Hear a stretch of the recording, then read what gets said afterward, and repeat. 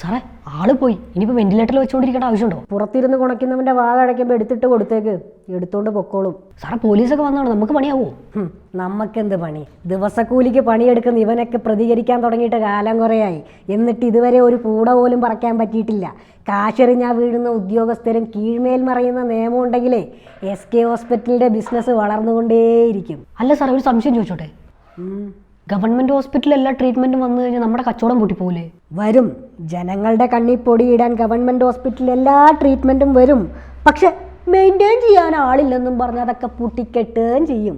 എലികളുടെ കുടിൽ വ്യവസായവും ബെഡില്ലാത്ത IC ഉള്ളിടത്തോളം കാലം പ്രൈവറ്റ് ഹോസ്പിറ്റലിൻ്റെ കോർപ്പറേറ്റ് ബിസിനസ് വളർന്നുകൊണ്ടേയിരിക്കും. ഇവിടെ കേരളത്തിൽ ട്രീറ്റ്മെൻറ്റ് കൊള്ളാത്തത് കൊണ്ട് അമേരിക്കയിൽ പോയി പ്രൈവറ്റ് ഹോസ്പിറ്റലിൽ ട്രീറ്റ്മെൻറ്റ് എടുക്കുന്ന ആളുകൾ വരെയുണ്ട്. അതുകൊണ്ട് പാവങ്ങളല്ലേ ഞങ്ങൾ, ജീവനെടുത്ത് ജീവിക്കുന്ന പാവങ്ങൾ.